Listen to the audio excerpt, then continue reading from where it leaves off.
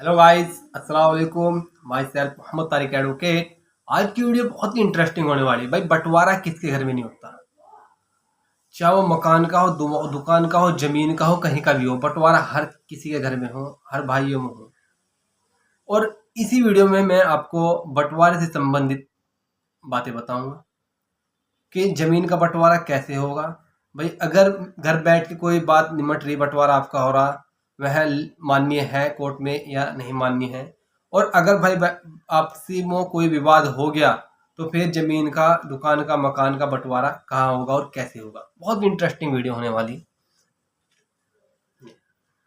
देखो, अगर कोई भी जैसे दो भाई हो, अगर उनके बीच में किसी प्रकार का कोई भी जैसा बंटवारा हो गया, यानी कि ठीक हो। अब जैसे जो हिंदू जितने भी होंगे उनके लिए कानून अलग बना हुआ बंटवारे से लेकर, जो मुस्लिम हो उनके लिए कानून अलग बना हुआ है, क्योंकि दोनों का कानून अलग अलग हो। ठीक है। सबसे पहले मैं आपको बताना चाहूंगा, अगर आपका बंटवारा घर में बैठकर हो गया, भाई जैसे मकान का, जमीन का, दुकान का, या कहीं भी चीज का आपका बंटवारा हो गया, किसी बड़े बुजुर्ग ने कर दिया, ठीक है। उसके बाद अगर वह कोई चीज जैसे बड़े बुजुर्गों ने कर दिया, बिठा को और लिखित रूप में कर दिया, भाई फलाने के बाट में ये आ गया, फलाने के बाट में खेत आ गया, फलाने के आ गया, और ये मकान इसका ठेका आ गया, मकान इसका ठेका आ गया, लेकिन लिखित रूप में कर दिया या बगैर लिखित रूप में कर दिया, कोई बात नहीं। लेकिन इन भविष्य में किसी भी तरह का कोई भी अगर विवाद होता हो, तो जो भी लिखत पढ़त के हिसाब से जो बंटवारा हो वह इतना मान्य नहीं रखता, क्योंकि वो एक ओनली ना तो किसी कोर्ट का आदेश है, चाहे वो एग्जीक्यूटिव कोर्ट हो, चाहे वो सिविल कोर्ट हो, ठीक हो। वो कोई इतना मान्य नहीं रखता एविडेंस कि मेरे बाट में तो उस टाइम ये आया था, मेरे फादर ने मेरे बाट में ये दिया था, इसके वो दिया था। लेकिन एज एविडेंस अगर कोई भी सूट फाइल कर रहा, लेकिन फिर भी आप एज एविडेंस लगा सकते हो, लेकिन उसकी कोई मान्यता नहीं है।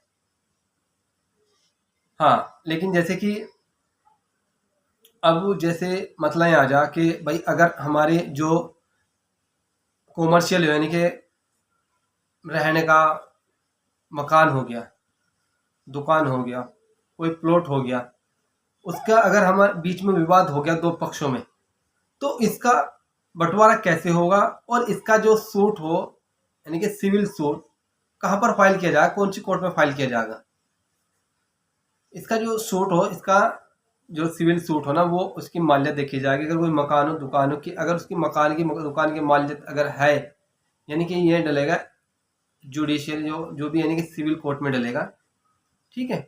और इसकी जो माल्यत देखी जाएगी, अगर माल्यत 3 लाख से कम हो तो सिविल जज जूनियर डिवीजन, अगर 3 लाख से ज्यादा तो सिविल जज सीनियर डिवीजन के यहाँ इसका मुकदमा डलेगा बंटवारे का, इनके विभाजन का।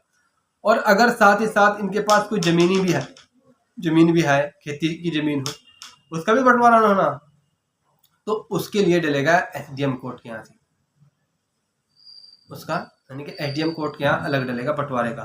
और उसके बाद जैसे ही एसडीएम कोर्ट का कोई भी आदेश होगा, वो होगा पटवारी को या कानून को, फिर उसी हिसाब से कुर्रे लगेंगे। कुर्रे का मतलब यानी कि एक मार्क लगा देना, भाई पॉइंट लगा दे, भाई या फला जमीन तेरी, एक नामा दे दे, फला जमीन तेरी, या फला जमीन तेरी, या फला जमीन तेरी। उसी के अकॉर्डिंग कुर्रे होंगे। हाँ, लेकिन अब मसला इस बात का आ रहा कि अगर संपत्ति, यानी कि पोतों का भी जैसे संपत्ति, पैतृक का मतलब दाद दिलाई, यानी कि उनके यानी कि बड़ों के पास हो जमीन, जो बड़ों के नाम चल रही जमीन। और अब ये देख आओ कि पोतों का उसका अधिकार हो या नहीं होता। अगर दाद दिलाई जमीन जमीन है तो पोतों का उसमें अधिकार होगा, दादा की यानी कि दाद दिलाई संपत्ति में। आज की वीडियो में इतना ही, फिर मिलेंगे इंशाल्लाह। अगर कोई आपको लॉ से रिलेटेड कोई भी आपका क्वेश्चन पूछना तो आप कमेंट कर सकते हैं। अल्लाह हाफिज़।